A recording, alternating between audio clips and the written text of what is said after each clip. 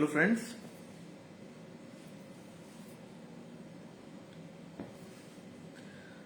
today I wanted to share, या मैं हिंदी में बात करता हूँ। मैं बहुत कुछ जो पढ़ता लिखता हूँ, थोड़ा बहुत या बहुत कुछ जो ऐसे सिर्फ आप देख लो, वैसे मेरी दृष्टि में मेरे पास इतना समय भगवान ने दिया है कि मुझे बहुत कुछ मौका मिल जाता है पढ़ने लिखने का। उसमें जो सबसे महत्वपूर्ण जो पढ़ाई मैंने पढ़ी अपनी 16 साल की उम्र में,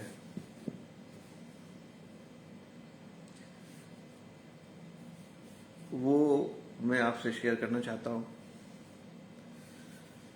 जो लोग मुझे जानते हैं, घर वाले अगर वो सुन रहे होंगे तो उन्हें पता ही है, लेकिन आप लोगों में से बहुतों को पता नहीं होगा।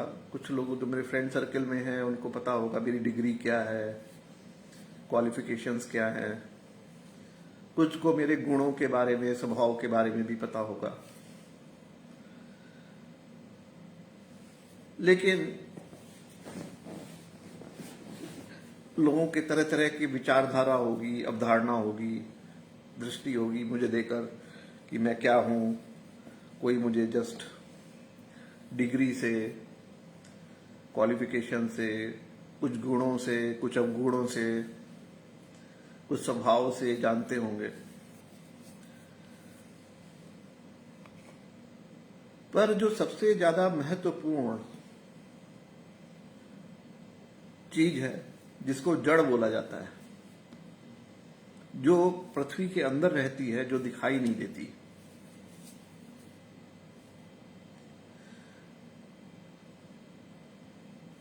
तो जो पर्सनैलिटी है उसको आप तना समझ लो या पेड़ समझ लो।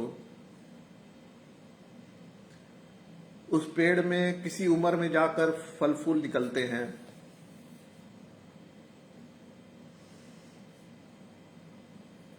ठीक है ना। तो ये जीवन जो है उसकी प्रोग्रेस और पेड़ की प्रोग्रेस, जैसे पौधा बड़ा होता है वैसे ही जीवन में हमारा जीवन है। तो उसकी जड़ जो होती है वो बचपन में जितनी मजबूत होती है और जितनी उसको खाद और पानी, ये सब चीजें जो उसके चाहिए पोषण के लिए, वो जितनी अच्छी मिलती है उतना ही अच्छा वृक्ष पैदा होता है। और उसके फल फूल जब निकलते हैं तो उसमें उतनी ही मिठास आती है।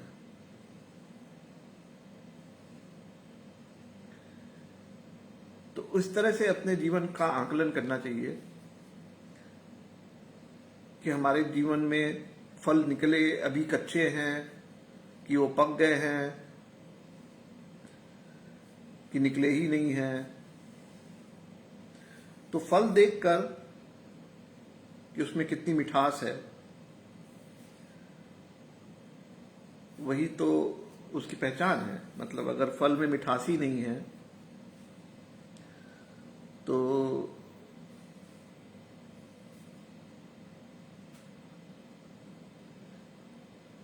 या तो वो पका नहीं है, और या तो उसकी पोषकता में या उसके भरण पोषण में कुछ कमी रह गई।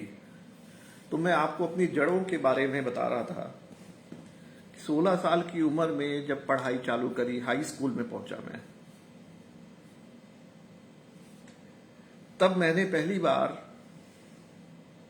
रामचरितमानस पढ़ी।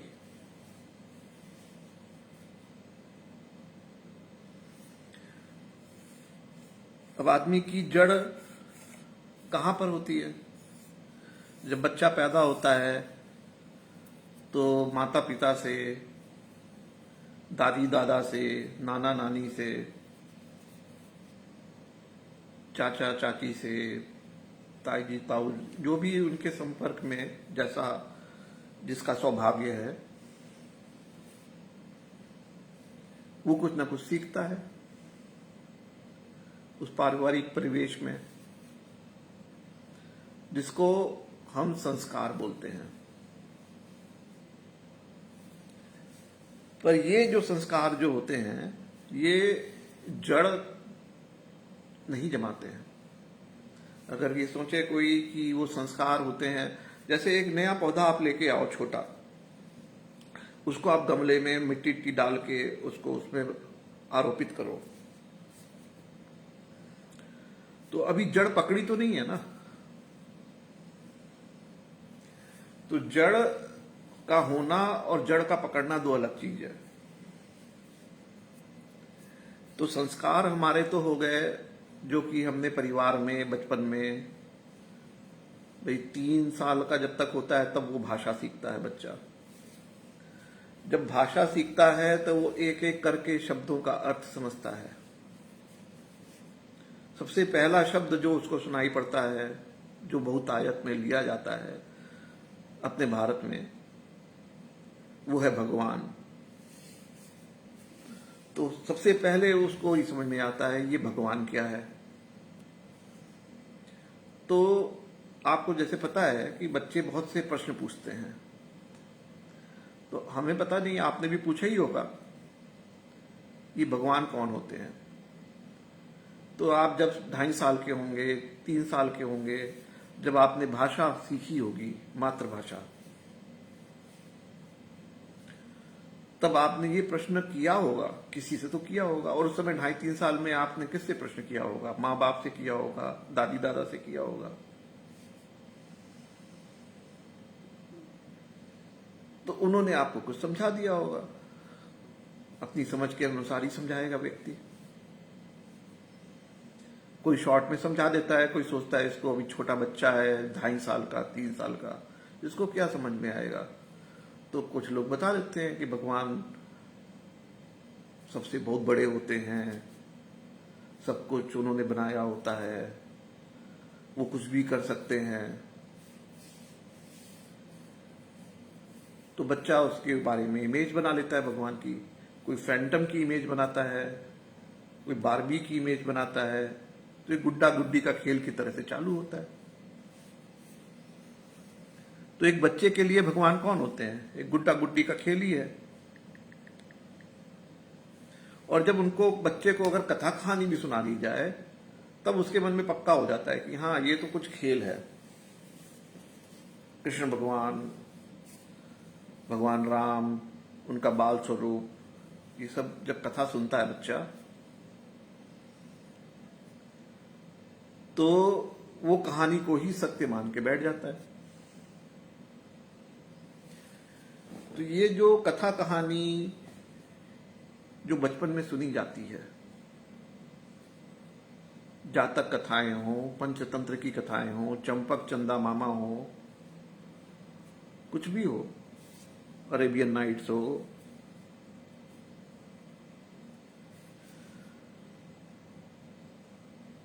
ठीक है ना, और अमर चित्र कथाएं हो, कोई भी कथाएं हो, कहानियां हो, उसको पता होता है, मतलब उसी को बच्चे के लिए, या बच्चे क्या बड़े भी उसी को सत्य मानते हैं। बहुत से जिनकी बाल बुद्धि होती है, तो जिन बहुत से बड़े लोग जो होते हैं उनकी उम्र बढ़ जाती है पर उनकी बुद्धि बाल बुद्धि ही रह जाती है, अगर उन्होंने उसको, वो बुद्धि ने जड़ नहीं पकड़ी। तो जड़ जो है पकड़ना बहुत जरूरी होता है। जड़, जो व्यक्तित्व की जो जड़ होती है, उसको बोलते हैं चित्त। चित्त के ऊपर ही पूरा व्यक्तित्व टिका होता है।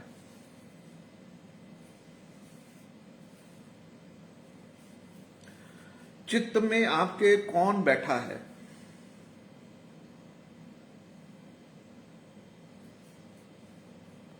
ठीक है, और चित्त में जबरदस्ती कोई इमेज नहीं बैठाई जा सकती,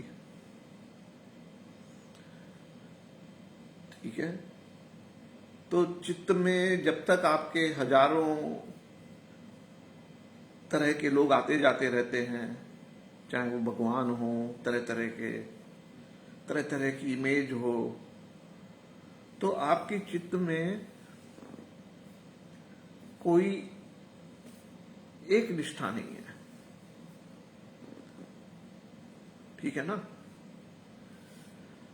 तो जो आपकी निष्ठा है वो जब तक जड़ नहीं जमाए, इमेज, कोई एक इमेज आपके चित्त में,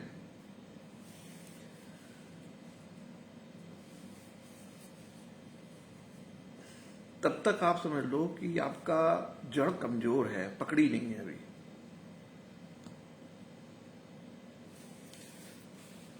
तो 16 साल की उम्र में हाई स्कूल में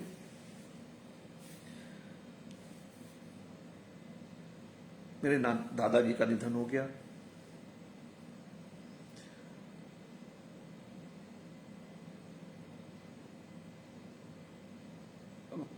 भगवान की कृपा से मेरी दादी जी ने बोला कि ये लो रामचरितमानस।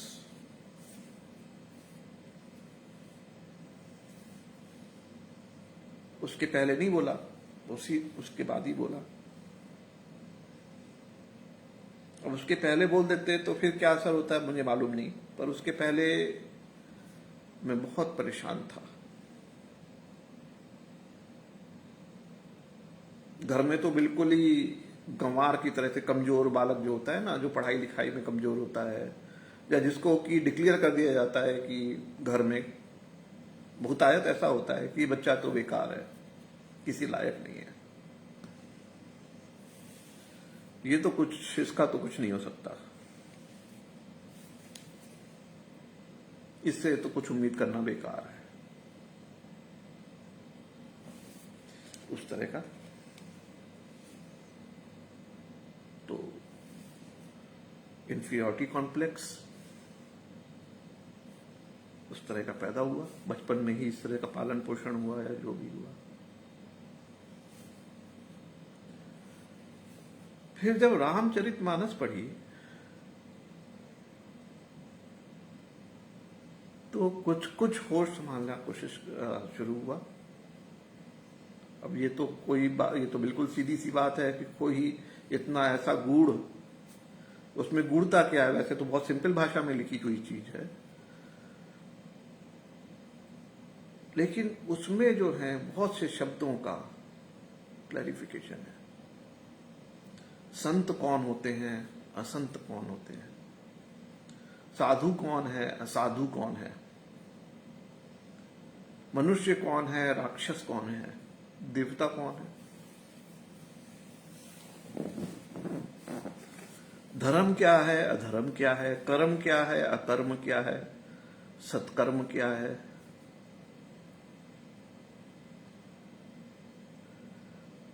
इसी तरह से भाग्य क्या है, पुरुषार्थ क्या है,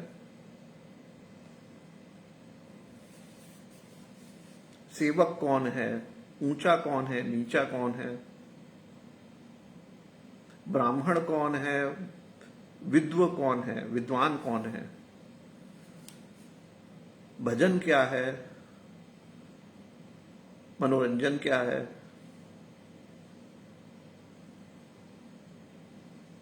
भक्ति क्या है, ज्ञान क्या है।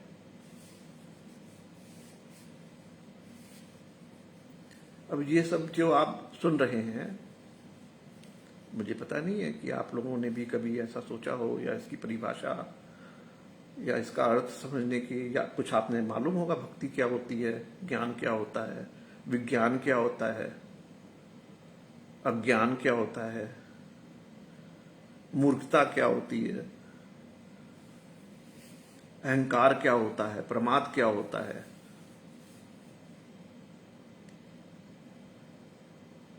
विकार कौन से होते हैं चित्त में,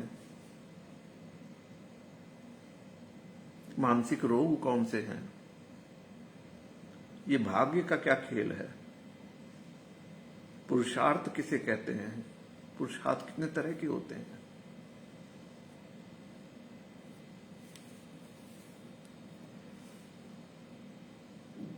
अब ये जो मैं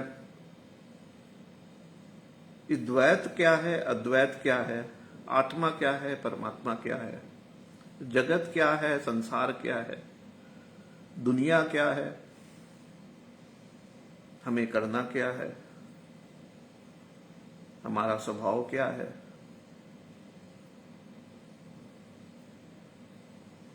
अब यही तो मूल प्रश्न है सारे,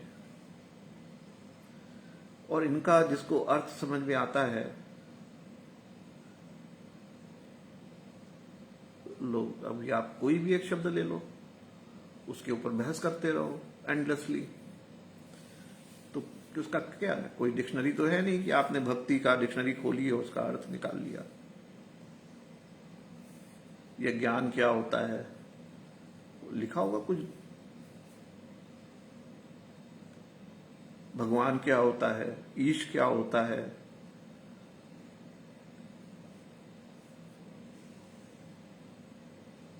ईश्वर क्या होता है, परमात्मा क्या होता है।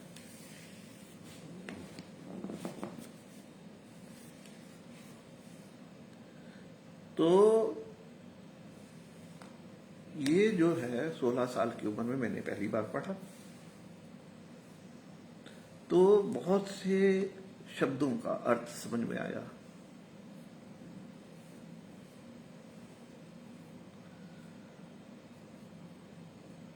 ठीक है ना, जिससे कि मेरी लाइफ थोड़ा थोड़ा संवरना चालू हो गई।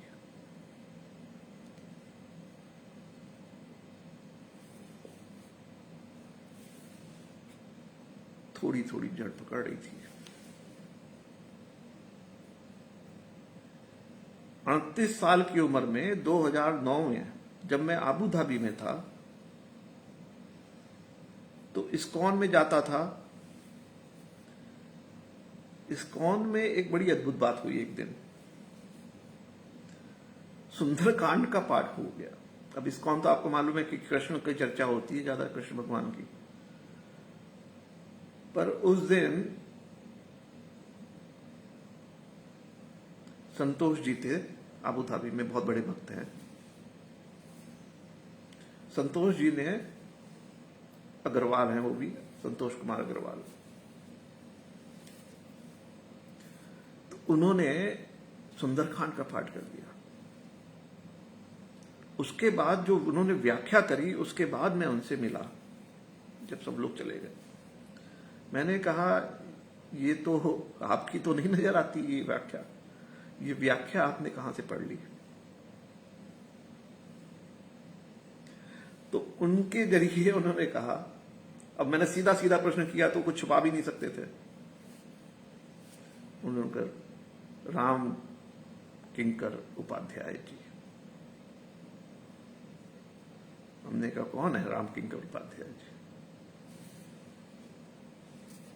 तो बोले, अब इतना काफी है, पता कर लो। तो मैंने उनके बारे में जब जानना, उस समय तो गूगल सब आ गया था, तो पता चला उन्होंने कुछ 77 बुक्स लिखी हैं रामचरितमानस के ऊपर। तो मैंने अपनी सिस्टर से रिक्वेस्ट करी कि फिर मेरे एक बार जब जाना हुआ मेरा कानपुर, वापस जब छुट्टी में जाते थे, तो वहां से अयोध्या गए, राम किंकर उपाध्याय जी के घर पे गए, वहां से 2-4 बुक्स मिल गई, वो लेके आ गए। वहां से उनसे पूछा कि भाई बाकी बुक्स कहाँ मिलेंगी, तो उन्होंने एक जगह बता दी कानपुर में। तो कानपुर में वो स्टोर में गया तो उन्होंने बोला, हाँ मेरे पास काफी बुक्स हैं। फिर मेरे सिस्टर ने सारी की सारी बुक्स, एक आध छुट्टी होंगी, 77 में 75 होंगी, तो पूरा का पूरा सेट मेरे पास आ गया। अब उसके बाद से मैंने पढ़ना चालू किया। अब ऐसा तो नहीं पढ़ना चालू किया कि मैंने सारे 75-77 बुक्स पढ़ ली हूं, लेकिन फिर राम किंकर उपाध्याय जी को सुनने के बाद मुझे जो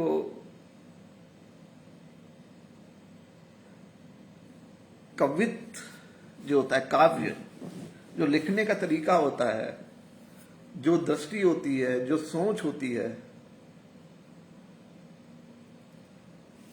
जो पीछे के जो लिखा जा रहा है उसके पीछे का जो तात्पर्य होता है या सार होता है उसको समझने की दृष्टि मिलने लग गई।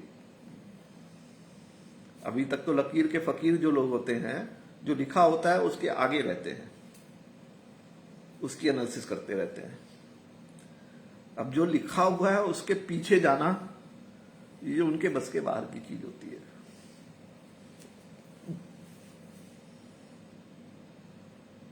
अब आपको मालूम है कि कोई भी चीज को समझना हो, कोई प्रश्न को भी समझना हो,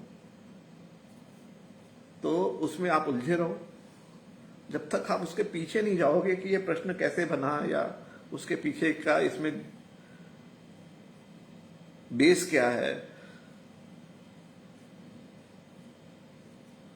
तब तक तो नहीं समझ में आएगा। आपने एक जैसे कोई गाना ही सुन लिया, संगीत कोई बहुत अच्छा बॉलीवुड का पुराना गाना, अब उसके पीछे का व्याकरण या शास्त्रीय संगीत जो उसका आधार है वो नहीं पता, तो आप में वो दृष्टि तो नहीं मिलेगी ना आपको कि जो शास्त्रीय संगीतज्ञ उस गाने को सुन के और उसकी खूबियों को पहचानेगा, वो दृष्टि तो नहीं मिलेगी आपको। राम किंकर उपाध्याय जी को पढ़ के मुझे मानस की गूढ़ता या उसके पीछे का जो दृष्टि थी, वो क्यों लिखा गया, किस दृष्टि से लिखा गया, क्या उसके पीछे वैदिक आधार था, क्या पीछे उसके पीछे कोई ब्रह्मसूत्र था, क्या उसके पीछे कोई उपनिषद था, क्या उसके पीछे कोई भगवत गीता थी।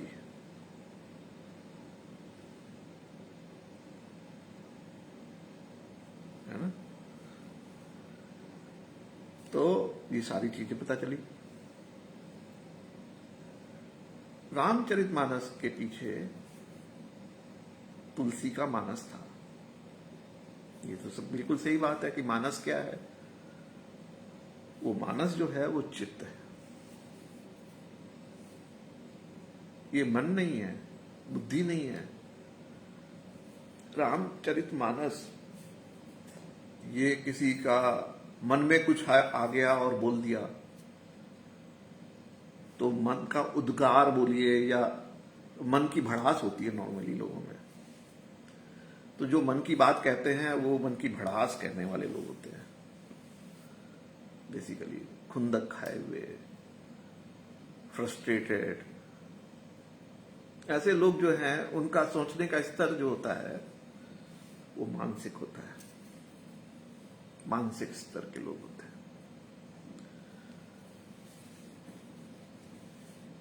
ये बात हो रही है तो मैं चर्चा कर दूं। भगवत गीता में 4 प्रकार के लोगों की बात हुई है, ठीक है। वहां पर इस तरह का नहीं, वो संस्कृत में है, पर मेरी समझ में उन्होंने क्लासिफाई जो किया है, पीपल आर ऑफ 4 कैटेगरीज: जिज्ञासु, अर्थार्थी, आर्थ और ज्ञानी। ठीक है।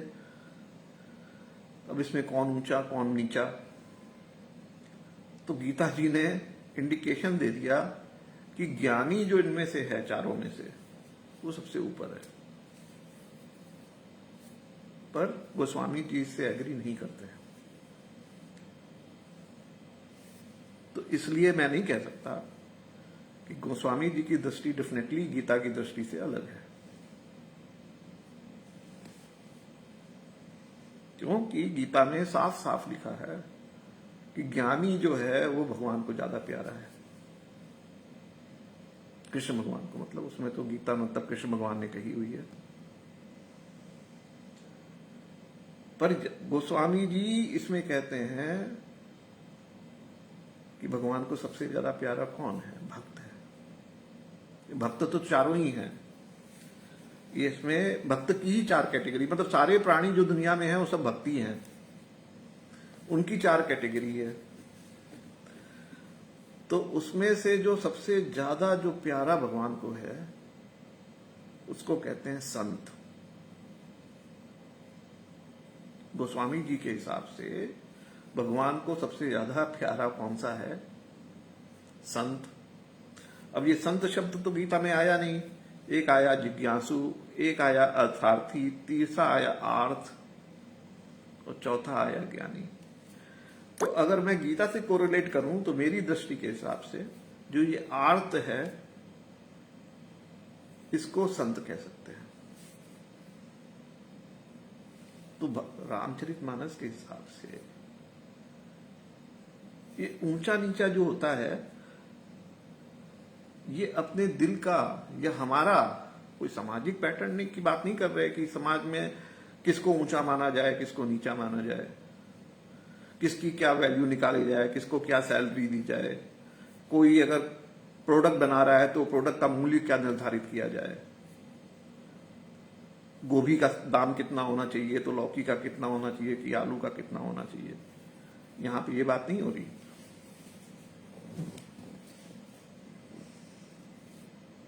यहां पे है कि मेरी दृष्टि में हम किसको महत्व देते हैं। अब जिज्ञासु को तो जिज्ञासु ही है वो, मतलब उसको पता ही नहीं है कुछ, जिज्ञासा है उसमें,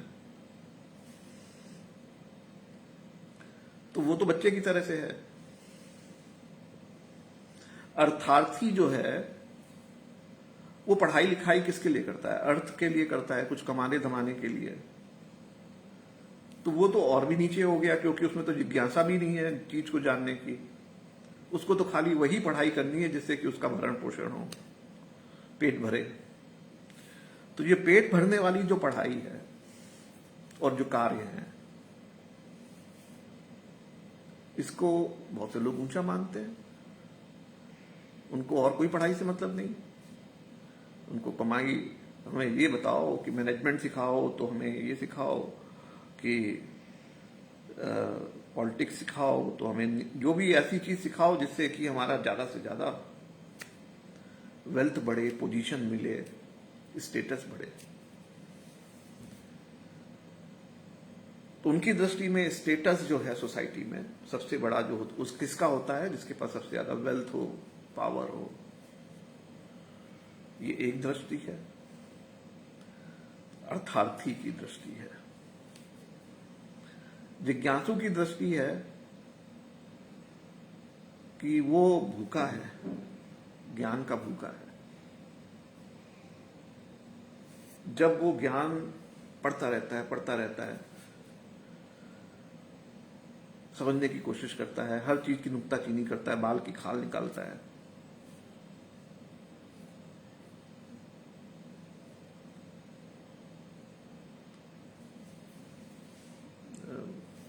तो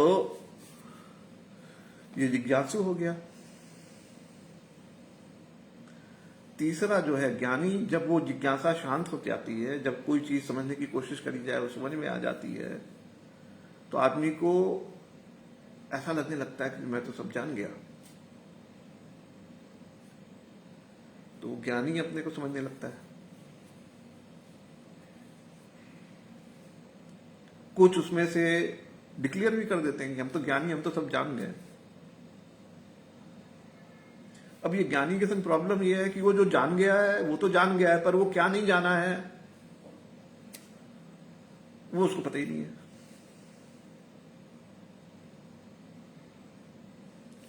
तो वो वहीं पर अटक गया।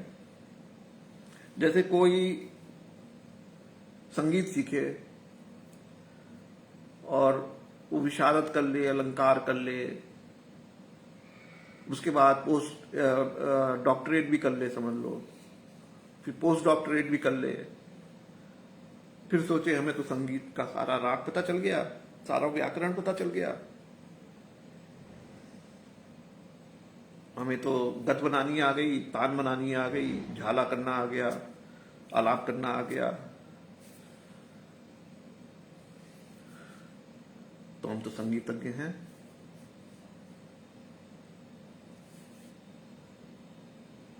तो संगीतज्ञ के बन के खुश है बेचारा। तो वैसे ही ज्यादातर लोग होते हैं, थोड़ा बहुत पढ़ लिख के खुश हो जाते हैं, थोड़ा बहुत ज्ञान लेकर भी खुश हो जाते हैं, एक आध सर्टिफिकेट लेके खुश हो जाते हैं।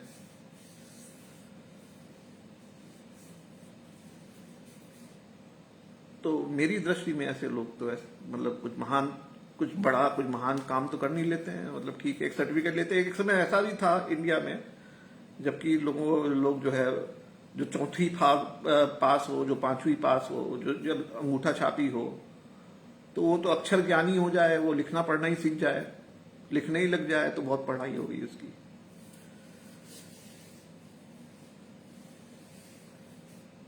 जिसको कुछ बोलना नहीं आता है वो बोलने ही लग जाए, कुछ बोलने ही लग जाए, लगेगा तो अरे हम तो बहुत बड़े ऑरेटर हो गए, वो अगड़म पगड़म बोलता रहेगा।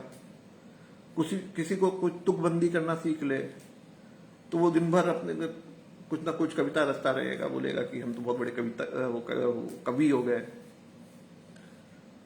कोई सरगम सीख ले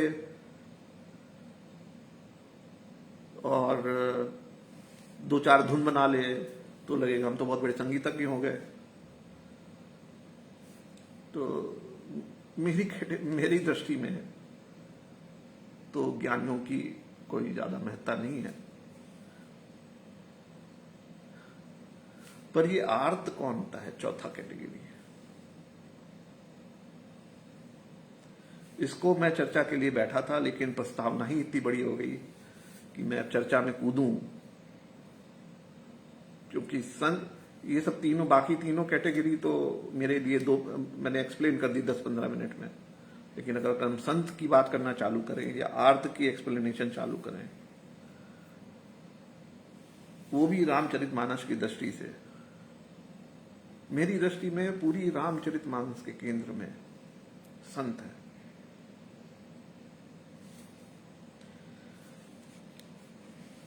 एक छोटा सा उदाहरण इसका है। जब नवधा भक्ति की बात कर रहे हैं, भगवान राम शबरी को बोल रहे हैं, शबरी को उपाधि दे रहे हैं भगवान राम खुद कि आदिवासन, उसको आप मणिपुर के संदर्भ में लीजिएगा भी, और वो मणिपुर की भी वो आदिवासी जिसका रेप हुआ, जिसको नंगा घुमाया गया, उसको आप शबरी मानिएगा। भगवान राम रामचरितमानस में उस शबरी से, जो कि पीड़िता है, उसको बोल रहे हैं कि हे भामिनी, हमने तुम्हारे अंदर 9 प्रकार की भक्ति देखी है, नवधा भक्ति,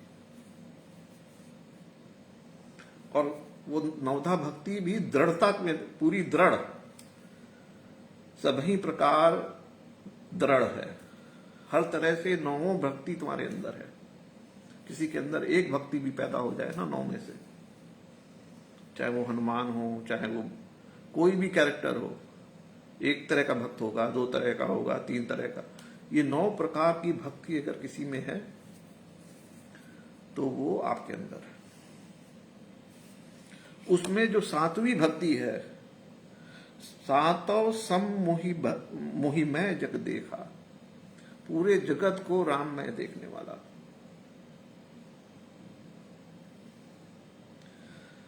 मोते संत अधिक करी लेखा, जो भगवान से भी बड़ा संत को माने।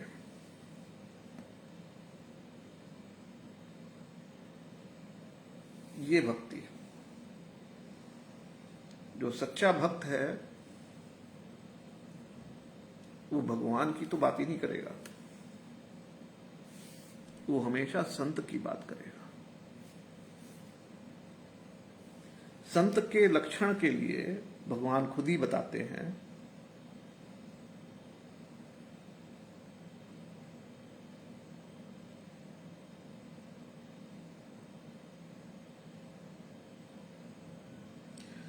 तो यहां पर नवधा भक्ति में पहली भक्ति बोलते हैं, प्रथम भगति संतन कर संगा, संत को पहचानना और उसका संग करना। संग मतलब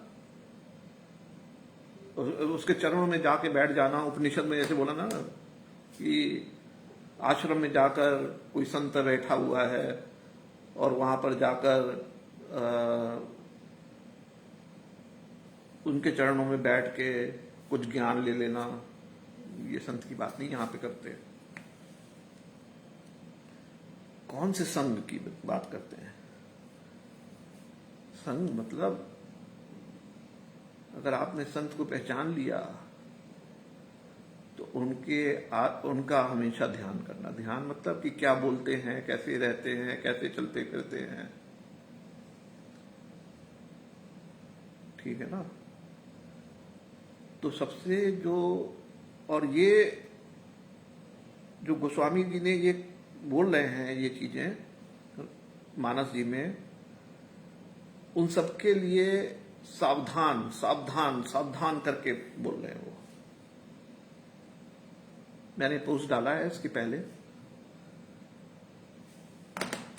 रामकिंकर उपाध्याय जी का भी, और मानस जी से, जो मानस जी में सावधानी, सावधानी मतलब जब गोस्वामी जी बोले अब सावधान होके सुनो, तो वो आपको झकझोर के जगा के बोल रहे हैं कि भाई मैं सुनते सुनते आप सो तो नहीं गए हो, तो बोले जग जाओ, अब इंपॉर्टेंट चीज है। तो वो सावधान करके बोल रहे हैं कि प्रथम भक्ति संतन कर संगा, सातवीं भक्ति बोल रहे हैं मोते संत अधिक करी लेखा। संत की पहचान यहां पर बता रहे हैं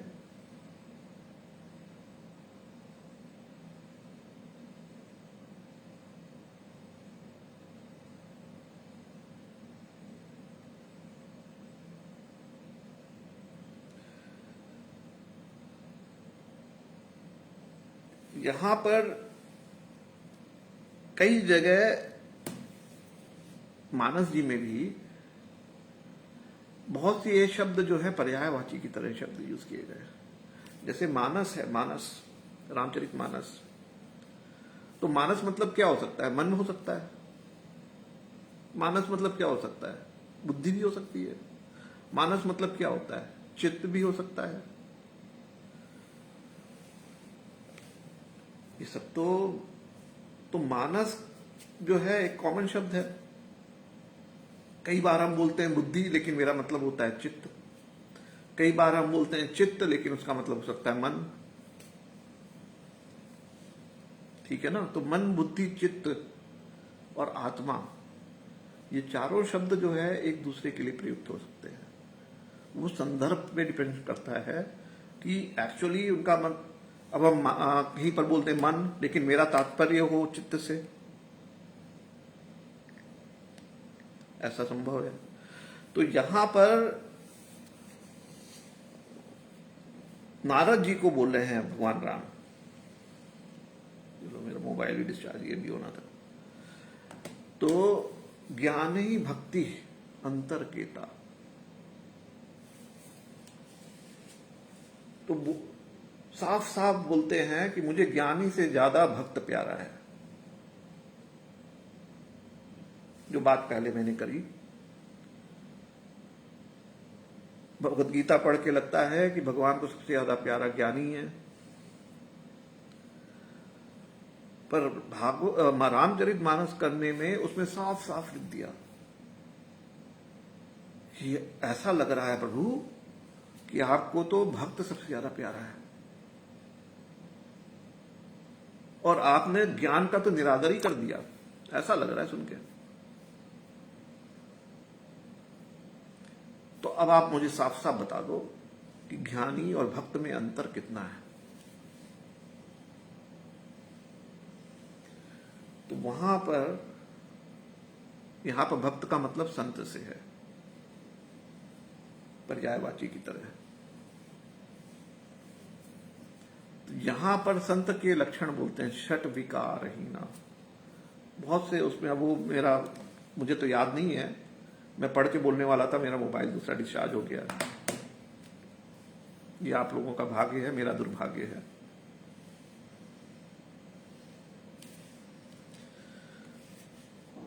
पर आप जाकर पढ़ सकते हैं, रामचरितमानस IIT के डालिए, उसके पेज पे जाइए, सर्च लिखा हुआ है, सर्च में सावधान हिंदी में डाल दीजिए, सर्च कर लीजिए तो 8-10 आ जाएंगे जगह।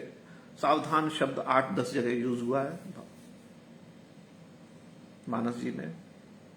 तो वो 8-10 कौन सी बातें हैं जो बिल्कुल सावधान होकर सुनने के लिए कही गई है।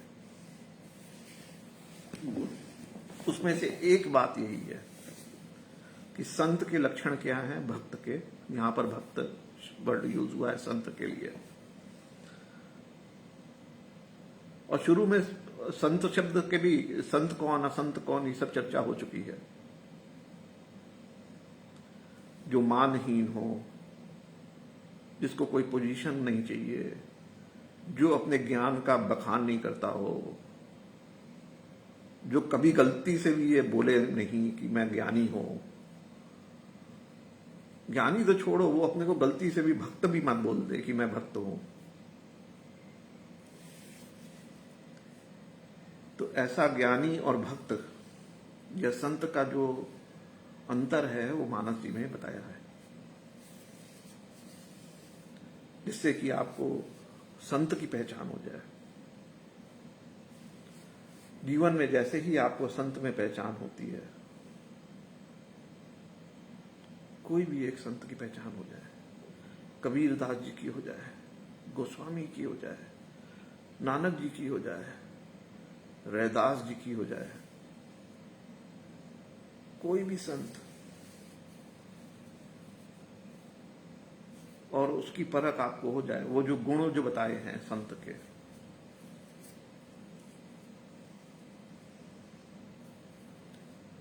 तो वो अपने आप जो है चित्त में उतर आता है। वो चित्त में जब पहचान हो जाती है संत की, तो उसकी इमेज अपने आप छप जाती है कि उसने क्या लिखा है, उसकी वाणी। कुछ संत की पहचान उनकी वाणी से होती है, जैसे कबीरदास। अब कबीरदास की पहचान अब तो उनका फोटो भी नहीं है, तो आप फोटो से तो पहचान नहीं कर सकते, या उनकी कोई रिकॉर्डिंग नहीं है कि आप सुन के उनकी आवाज सुन सको, या उनका कोई वीडियो उपलब्ध नहीं है कि आप उनको चलता फिरता भी देख सको, पर उनकी वाणी है। वैसे ही नानक की वाणी है, वैसे ही गोस्वामी जी की वाणी है। तो जो संत नहीं है हमारे, जिनका दर्शन उपलब्ध नहीं है, उनकी वाणी है हमारे पास। पर कुछ संत ऐसे भी होंगे। एक चीज और मानस जी में बोली है कि संत सभी व्यक्ति को, सभी काल में, सभी जगह संत का दर्शन उपलब्ध है। ऐसा कोई काल नहीं, ऐसी कोई जगह नहीं कि जहां पर आपको संत न मिल जाए। इसका मतलब ये नहीं कि वो चलते फिरते कोई भी संत होगा,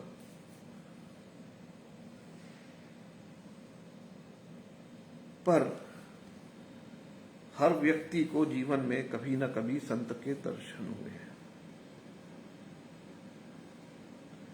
अब आप में वो दृष्टि ही नहीं है पहचानने की, जो गोस्वामी जी ने रामचरितमानस में दी है, तो आप उसका संग कैसे करोगे? पहचान ही नहीं पा रहे हैं तो उसका संग कैसे होगा?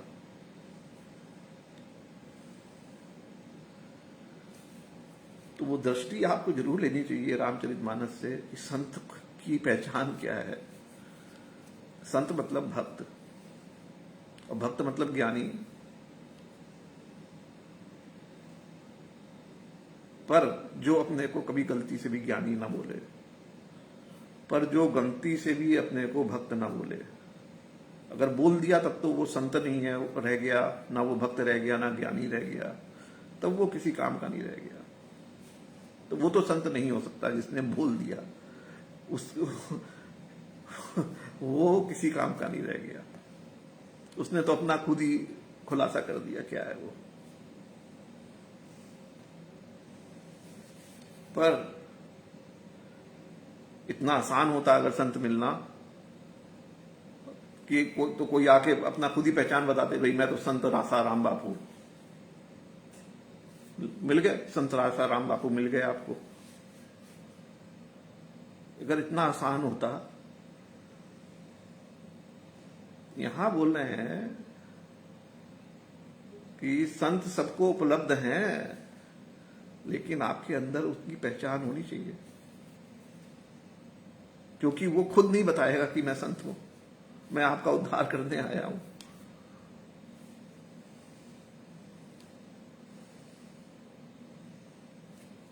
तो ये चीजें कुछ सूत्र हैं रामचरितमानस के कि जब संत की पहचान हो जाए तब आपको उसका संग, आप उसके पीछे वैसे लग जाते हैं जैसे कि एक भंवरा फूल के पीछे लगे।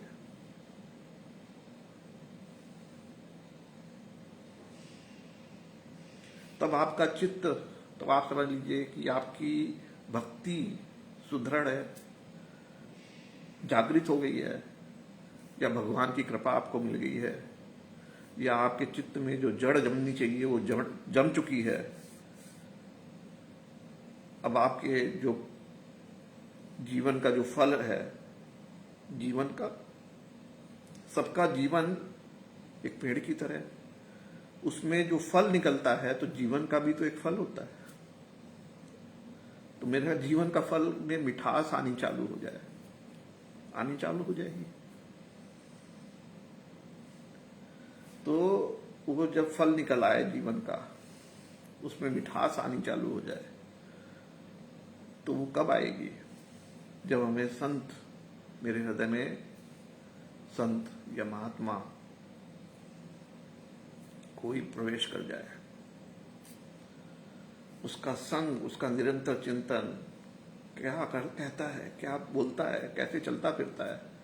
अब जैसे कि अब खाली वाणी की बात नहीं रह गई, क्योंकि वाणी तो कबीर दास की हमें मालूम है, सूरदास की मालूम है, तुलसीदास जी की मालूम है,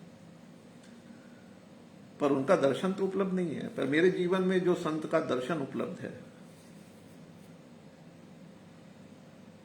तो अब मुझे ये भी पता है कि वो उठता कैसे है, बैठता कैसे है, खाता कैसे है, तो हमें सब पता है। तो सब पता होने के बाद क्या होता है कि आप उसी रास्ते पे चल निकलते हो, आप कुछ कुछ वैसा ही करने लग जाते हो।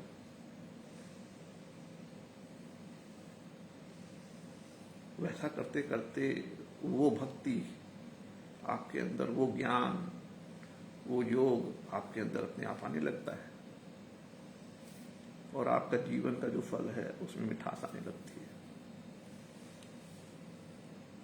गुरु जी बहुत पढ़ा, थैंक यू। मैं आपको ज्वाइन करता हूँ 1:30 बजे, यहाँ 3 बजे से चालू होगा, मुझे पता है।